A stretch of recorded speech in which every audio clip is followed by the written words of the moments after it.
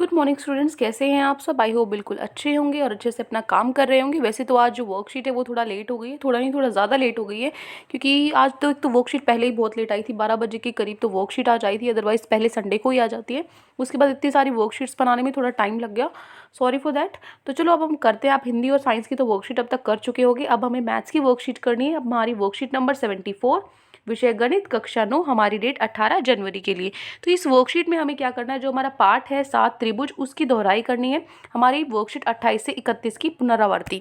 तो अब देखिए, जो पहले 3 प्रश्न है आपको, वो क्या है, आपके 1 नंबर के हैं। इन तीनों प्रश्न में आपको सिर्फ एक वर्ड में या फिर टिक करके आंसर देना है, और जो हमारे चौथा, पांचवा और छठा प्रश्न है, इनको हमें हल करना है। तो फटाफट से पहले 3 क्वेश्चन कर लेते हैं, फिर हमने हल करेंगे। तो पहला क्वेश्चन है आपका, रिक्त स्थान भरिए। तो किसी त्रिभुज के बराबर कोण की सम्मुख भुजाएं क्या होती है। मान लीजिए ये कोई त्रिभुज है, इसके जो कोण है वो बराबर है, तो इसकी सम्मुख भुजाएं, इसकी सम्मुख भुजा ये है और इसकी सम्मुख भुजा ये है, तो ये दोनों क्या होंगी, ये भुजा भी हमारी बराबर होंगी। तो फर्स्ट का आंसर आप लिखोगे बराबर, ठीक है। उसके बाद है सेकंड, एक समबाहु त्रिभुज के सभी कोण होते हैं। समबाहु के तो तीनों कोण क्या होते हैं, बराबर होते हैं, तो वो क्या होगा, 60 डिग्री के होते हैं, ये आपको पता ही होगा। तीसरा है समकोण ABC और समकोण DEF में यदि AB EF के बराबर, मान लीजिए ये आपका ABC है, ठीक है, ABC, और इस कोण में हमें देखना है किसके बराबर होगा, ABC किसके बराबर होगा, ये हमें देखना है। AB किसके बराबर है, EF की है, तो इसके बराबर क्या लिख दो, EF लिख दो, ठीक है। और जो AC है वो DE के, AC DE के, E तो यहाँ पे हो चुका है, इसका मतलब ये D है। तो ABC कौन से कोण के बराबर है, ये ABC इस तरीके से, तो ये क्या है, EFD के बराबर है। तो यहाँ पे हम क्या लिखेंगे, EFD। उसके बाद है चौथा, PQR आपका कोई त्रिभुज है, तो हमने क्या लिख लिया, इसको मान लिया PQR। तो यहाँ पे जो PQ है वो PR के बराबर है, PQ PR के बराबर है, तो कौन से कोण बराबर होंगे, ये दोनों कोण बराबर होंगे ना, Q और R। तो यहाँ पे क्या लिखेंगे, QR, ठीक है। तो ये हो गया आपके रिक्त स्थान। अगर आपको यहाँ से नहीं समझ में आ रहा है तो मैंने यहाँ पे उत्तर लिखे हुए हैं। पहले का उत्तर है बराबर, फिर दूसरे का 60 डिग्री, तीसरे का EFD और चौथे का एंगल Q एंगल R के बराबर है। ये बनाने की आपको कोई ज़रूरत नहीं, ये मैंने आपको सिर्फ समझाने के लिए बनाया है, ठीक है। तो ये हो गया प्रश्न नंबर 1। अब चलते हमारे प्रश्न नंबर 2 पे। प्रश्न 2 में है, निम्न में से कौन सी कसौटी त्रिभुजों के स्वरंग समता की कसौटी से नहीं है। तो पहला है कोण कोण कोण, ये तो होती ही नहीं है, तो इसका उत्तर तो पहला ही, आगे देखने की जरूरत ही नहीं पड़ी। लेकिन अगर आपको नहीं पता तो आप बाद वाली देख सकते हो, ये तो होती है ना, ये तो होती है कोण भुजा कोण, ये भी होती है, तीनों भुजाएं। और ये क्या होता है, एक कोण आपका 90 डिग्री का होता है, ये भी होती है, लेकिन सिर्फ ये नहीं होती। तो इसमें ये पूछा कौन सी ये इसमें से नहीं है, ठीक है, तो वो आपको बतानी थी, तो आपका ए उत्तर आ जाएगा। तीसरा प्रश्न है, ASA कसौटी को ले सकते हैं जो एंगल साइड एंगल, मतलब कोण भुजा कोण किसके बराबर हो सकती है। यहाँ पे तो 3 एंगल है, यहाँ पे 1 2 एंगल है, 2 कोण है, तो ये तो बराबर नहीं हो सकती। दूसरा है, यहाँ पे भी 2 एंगल है, एक साइड है, मतलब 2 कोण है, एक भुजा है, और यहाँ पे भी 2 कोण और एक भुजा है, इसका मतलब ये इसके बराबर हो सकती है। तो आप लिखोगे AAS कसौटी, क्योंकि ये उत्तर हो जाएगा, क्योंकि दोनों में बराबर कोण और दोनों में बराबर बराबर कोण, दोनों में बराबर कोण और भुजा हैं, ठीक है। ये हो गया आपका तीसरे का उत्तर। अब हम चलते हैं हमारे चौथे, पांचवें और छठे प्रश्न पे, जिसमें हमें हल करना है। तो चौथा प्रश्न है, AB एक रेखाखंड आपको दी हुई है लाइन, और जो P है इसका मध्य बिंदु है, मतलब ये और ये आपकी बराबर होगी, और आपको ये 2 पॉइंट बने हुए हैं जो दिए हुए हैं AB के ऊपर, और 2 एंगल, मतलब ये एंगल है, ये और ये कोण बराबर है, और इसमें आपका दिया हुआ है ये और ये कोण बराबर है। तो आपको दर्शाना है कि ये वाला त्रिभुज और ये वाला त्रिभुज आपस में क्या है, बराबर है। तो चलो इसको सॉल्व करेंगे। प्रश्न नंबर 4 पे आते हैं हम। ये आपका प्रश्न नंबर 4। तो इसमें क्या करना है हमें, आपको दिया क्या है, ठीक है, गिवन की जगह आप क्या लिख लेंगे, दिया है। अदरवाइज इसमें भी कोई दिक्कत नहीं है, थोड़ी बहुत तो इतना चलता है। अगर नहीं आपको करना है तो आप इसको काट के दिया है लिख लीजिए, ठीक है, दिया है। कुछ चीज़ें रह जाती हैं सिर्फ। तो यहाँ पे जो EPA हमारा एंगल है, EPA, ये वाला जो कोण है वो इस कोण के बराबर है, तो इसको मान लेते हैं पहला समीकरण, ठीक है। प्रूफ क्या करना है हमें, ये जो कोण है इनको बराबर दिखाना है। तो दोनों तरफ हम क्या करेंगे, जो हमें ये दिया हुआ है, ये सिर्फ इतना हिस्सा दिया हुआ है। अगर मैं इस हिस्से में, मान लीजिए मुझे सिर्फ इतना हिस्सा दिया हुआ है, मुझे ये पूरा कोण चाहिए ना, मेरे पास ये त्रिभुज, तो मुझे पूरा पूरा त्रिभुज मुझे दिखाना है उसके सुरांग सम। तो इस पूरे में सिर्फ इतना हिस्सा तो नहीं है, ये वाला हिस्सा भी आएगा, तो मैं ये वाला हिस्सा जोड़ दूंगी। ठीक है, दोनों में मैं ये वाला हिस्सा जो बीच वाला हिस्सा है, मतलब जो EPD एंगल है वो मैं, या फिर DPE कह सकते हो आप, ये दोनों तरफ मैं क्या कर दूंगी, जोड़ दूंगी। तो जब मैंने इसमें जोड़ा दोनों तरफ DPE, देखो दोनों तरफ जोड़ दिया, तो ये क्या बन गया, इसको और इसको मिला के ये पूरा कोण क्या बन गया, ये बन गया हमारा DPA। और इसी तरीके से जो हमारा ये और ये कोण मिला के ये पूरा कोण क्या बन गया हमारा, EPB। ठीक है, जो दूसरा हमारा समीकरण जिसको मान के चल रहे हैं। अब देखो, अब इस कोण में हमारे पास अब ये दो कोण हैं, इसमें अब हमारे लिए बहुत आसानी होगी, क्योंकि ये जो कोण है, ठीक है, इसमें ये वाला कोण किसके बराबर होगा, इस पूरे कोण के बराबर होगा, क्योंकि अभी अभी हमने ये दिखाया है। ठीक है, ये यहाँ पे हमने दिखाया है, गिवन, पहले हमने ये कर लिया। उसके बाद जो AP है वो PB के बराबर है। देखो AP है वो किसके बराबर है, PB के बराबर है। ठीक है, और तीसरा जो DPA है वो EPB के बराबर है। यहाँ पे देखो फर्क है, ये सेम नहीं है, ध्यान से देखो, बच्चे कहेंगे ये और ये तो बिल्कुल सेम है, इनमें फर्क है। यहाँ पे क्या है, P है, ठीक है, और यहाँ पे क्या है, B है। ये दूसरा समीकरण है, और ये वाला क्या है आपका, पहले वाला है, और ये क्या है, दूसरे वाला है, ये वाला ही सेम है। तो तीन चीज हो गई, कौन सी, एक तो ये एंगल सेम था, दूसरा ये एंगल सेम था, तीसरा ये और ये क्या मध्य बिंदु है, ये तीनों चीज मैंने यहाँ पे लिख दी, तीनों चीज यहाँ पे लिख दी। तो इसका मतलब ये जो तीन चीज होगी किससे, एंगल साइड एंगल, कोण भुजा कोण से ये क्या हो गया, सुरांग हो गए दोनों त्रिभुज। तो इसका मतलब हमारा पूरा ये क्वेश्चन सॉल्व हो गया, क्योंकि उसने दूसरे पार्ट में दिया है, इसको क्या करना है, हमें बराबर दिखाना है। तो CPCT से अगर जो त्रिभुज हैं वो सुरांग हो जाते हैं तो उनका सब कुछ बराबर हो जाता है ना। तो ये क्या हो जाएगा, CPCT से सब बराबर हो जाएगा। तो ये हो गया मेरा प्रश्न नंबर 4। ठीक है, उसके बाद हम चलते हैं हमारे प्रश्न नंबर 5 पे। तो रीड करते हैं, प्रश्न नंबर 5 है हमारा, आपको ये एक समकोण त्रिभुज ABC में, ये आपके पास एक समकोण त्रिभुज है जो C पे क्या है, 90 डिग्री है। तो जो M है वो AB का मध्य बिंदु है। ठीक है, M AB का मध्य बिंदु, मतलब ये और ये हिस्सा बराबर है। और जो अगर हम C को हम क्या करते हैं, ये इसको मिला देते हैं M तक, और फिर इसको आगे D तक ले जाते हैं, और D को B से मिला देते हैं। तो यहाँ पे ये भी दे रखा है कि जो DM है वो CM के बराबर है, ये हिस्सा इस हिस्से के बराबर है। आपको क्या करना है, आपको सबसे पहले दिखाना है ये त्रिभुज और ये त्रिभुज आपस में सुरांग सम है। ठीक है, बहुत ही आसान है, इसको अच्छी तरीके से हम कर लेंगे। देखो प्रश्न नंबर 5 पे चलते हैं।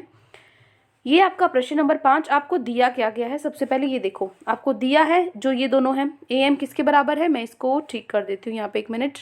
जो AM है, तो अब देखिए ये दोनों चीज़ें आपको दी हुई हैं। ठीक है, जो AM है आपका, AM है वो MB के इक्वल है, और जो आपका DM है वो CM के इक्वल है। तो आपको सिद्ध क्या करना है, आपको सिद्ध करना है कि ये जो मैंने शेड किए हुए ना पेंसिल से, ये दोनों आपको त्रिभुज, आपको सुरांग समता दिखानी है इनके अंदर।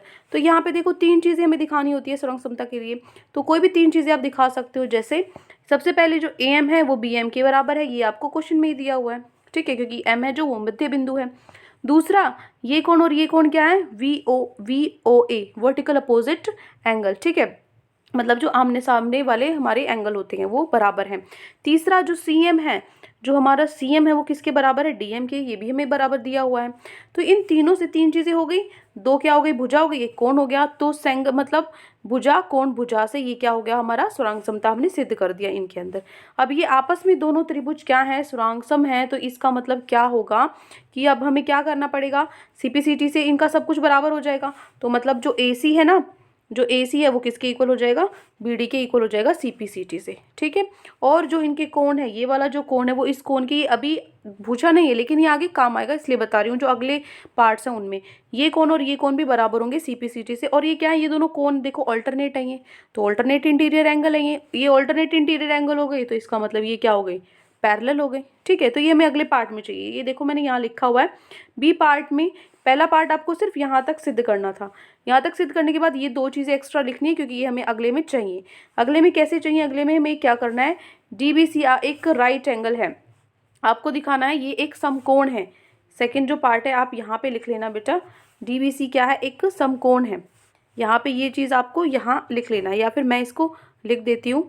इसको आप क्या, तो ये देखिए तो हमें क्या करना है, इसको समकोण दिखाना है। ABC एक समकोण है, तो ये दोनों जो हमने अभी अभी किया CPCT से, ये क्या एकांतर कोण है, ये एकांतर कोण है। इसका मतलब ये जो दोनों हमारी साइड, ये और ये क्या हो गई, पैरेलल हो गई, ये दोनों पैरेलल हो गई, मतलब समानांतर हो गई ये तो ये और जो ये कोण क्या होता है, को इंटीरियर एंगल होते हैं ये अंदर के तो ये क्या हो जाएंगे बेटा, ये 180 डिग्री का इनका योग होता है। ठीक है, इनका योग क्या होता है, 180 डिग्री होता है।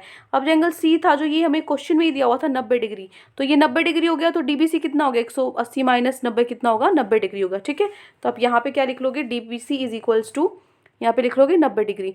तो आप यहाँ पे इतना भी छोड़ सकते हो, वरना इसके बाद ये भी लिख सकते हो कि डीबीसी एक समकोण है। ठीक है, तो ये हो गया दूसरा पार्ट। पहला दोबारा से मैं दिखा देती हूँ, ये हो गया पहला पार्ट। पहले पार्ट के बाद ये हो गया आपका दूसरा पार्ट। ठीक है, अब दूसरे पार्ट के बाद हम चलते हैं तीसरे पार्ट पे, तीसरे और चौथे पार्ट पे। तीसरे और चौथे पार्ट में देखो, ये मैं आपका फिर से डायग्राम यहाँ पे बना देती हूँ। ये सी है, ये ए है, ये बी है और ये डी है, ये एम है। तो इसमें आपको डीबीसी और एबीसी दिखाना है। डीबीसी देखो, डीबीसी ये और ये पूरा दिखाना है। पहले सिर्फ इतना हिस्सा था, इतना हिस्सा था, अब ये यहाँ तक है, ये पूरा है।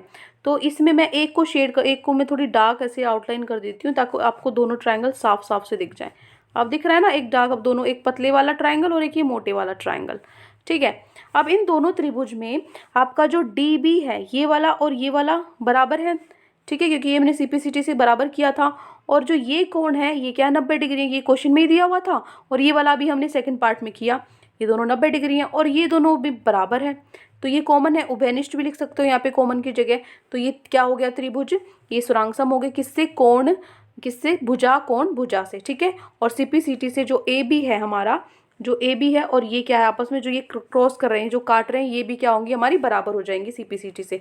अगर ये दोनों बराबर हैं तो जो ए बी है वो जो डी सी के बराबर है। ठीक है, फिर से बना लो बेशक से, 1 मिनट लगती है। ए सी बी डी, अब इसने ए बी जो बोला है, ए बी किसके बराबर बोला है, डी सी के बराबर बोला है। तो मैं डी सी की जगह क्या लिख सकती हूँ, D M plus C M लिख सकती हूँ, D M plus C M. और जो डी एम है, ये दोनों बराबर भी हैं, तो फिर से मैं डी एम की जगह क्या लिख दूँ, सी एम लिख दूँ। तो 2 सी एम हो गए, ए बी बराबर 2 सी एम। तो क्या हो जाएगा, ये इसका आधा हो जाएगा, क्योंकि 2 इसके नीचे आ जाएगा। तो ये हो गया हमारा चौथा पार्ट। ठीक है, तो ये हो गया हमारा 5th क्वेश्चन। अब हम चलते हमारे आखिरी प्रश्न पे, ये समझ में आ गया। अब आखिरी देखो प्रश्न क्या है हमारा, प्रश्न 6। आपको ये दिया हुआ है त्रिभुज ए बी सी। ठीक है, समद्विबाही त्रिभुज है। तो इसमें जो ए बी है, ये वाली जो साइड है वो इसके बराबर है, और जो बी ए बिंदु को हमने डी तक आगे तक बढ़ा दिया, इसको ऐसे आगे तक बढ़ा दिया, तो इस प्रकार बढ़ी है कि जो हमारा ए डी है वो इसके बराबर है, ए बी के बराबर है। ठीक है, सॉरी, ए डी, ये जो ए डी है ये ए बी के बराबर है, इसके बराबर है। ठीक है, ध्यान से सुनो, दोबारा बता रही हूँ, ये इसके भी बराबर है और ये इसके भी बराबर है। ठीक है, ये तीनों आपस में क्या होंगी, फिर बराबर ही होंगी।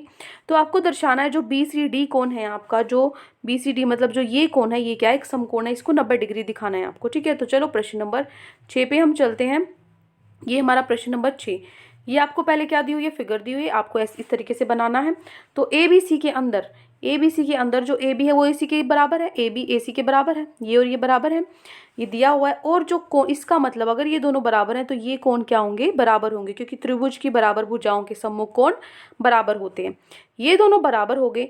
अब इसी प्रकार आपको दूसरा ट्राइंगल लेना है। ठीक है, त्रिभुज लेना है, ए सी डी लेना है आपको, ये लेना है इस तरीके से। तो यहाँ पे जो ए सी है वो ए डी के बराबर होगा। ठीक है, और अगर ये दोनों बराबर हो तो ये और ये कोण क्या होगा, बराबर होगा। क्यों, इसी की वजह से, त्रिभुज की बराबर भुजाओं के सम्मुख कोण बराबर होते हैं। अब ये दोनों बराबर हो गए, तो मैं क्या करूँगी, बी सी डी लो। देखो बी सी डी, आपको जो ये बी सी डी है, इसमें तीनों कोणों का योग कितना होगा, त्रिभुज के तीनों कोण का योग क्या होता है, 180 डिग्री होता है।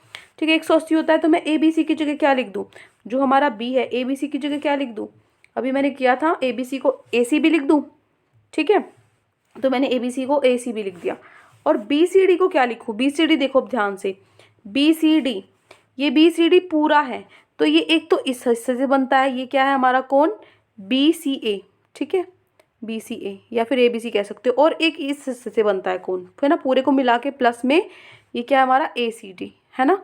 तो यही मैंने लिख दिया यहाँ बी सी ए या फिर ए सी बी और ए सी डी। ठीक है, ए बी सी डी की जगह लिख दिया। उसके बाद जो ए डी सी है, ये तो किसके बराबर है, ए सी डी के बराबर है। उसके बाद जब आप इसको कॉपी भी लिखोगे ना अपने साथ साथ, और फिर अपनी कॉपी में से समझोगे यहाँ, क्योंकि यहाँ पे छोटा एरिया दिखता है तो आपको एक पार्ट दिखता है एक टाइम पे। अगर अपनी कॉपी में पूरा लिखने के बाद एक बार और रीड कर लोगे ना, आपको बहुत अच्छे से समझ में आ जाएगा। रीड करने के बाद फिर से एक बार देख लो वीडियो में, आपको सारे डाउट्स क्लियर हो जाएंगे। अगर आपको मतलब डाउट होता है थोड़ा सा, वो 2-3 बार एक चीज़ को पढ़ोगे तो सारी चीज़ें बहुत आसानी से हमें समझ में आने लग जाती हैं। वैसे भी आपके एग्जाम्स के लिए बहुत कम टाइम है, तो आपको अब पढ़ना शुरू कर देना चाहिए, क्योंकि रिवीजन भी करनी है। अब तक पूरे साल बच्चों ने बहुत मज़े किए हैं घर पे, पढ़ाई तो बहुत ही कम की है। ठीक है, तो अभी भी टाइम है, आप अभी भी कर सकते हो, कोई दिक्कत वाली बात नहीं है। अभी भी आपके कॉन्सेप्ट क्लियर हो जाएंगे। कहीं पे भी दिक्कत आए आप मुझसे पूछ लेना, ठीक है। अब देखो, अब इस तरीके से यहाँ पे जो ABC है, अब ABC को मैं ACB के बराबर लिख सकती हूँ, क्योंकि ये दोनों बराबर हैं। तो इधर भी ACB हो गया, इधर भी, और इधर भी 2-2 ACD हो गए। तो 2 बार क्या हो गया ACB और 2 बार ACD हो गया, जो किसके बराबर है, 180 के बराबर है। इस 2 को नीचे ले आओ, 2 को नीचे ले आए तो कट के क्या आ गया, 90 डिग्री आ गया। और अभी हमने किया था कि जो ACB और ACD किसके बराबर हैं, ये तो BCD के बराबर हैं। तो BCD क्या हो गया, 90 डिग्री। तो मतलब जो BCD वो क्या है, एक समकोण है। ठीक है, तो ये हो गया, आपको मैं दिखा देती हूँ, ये है आपका प्रश्न नंबर 6।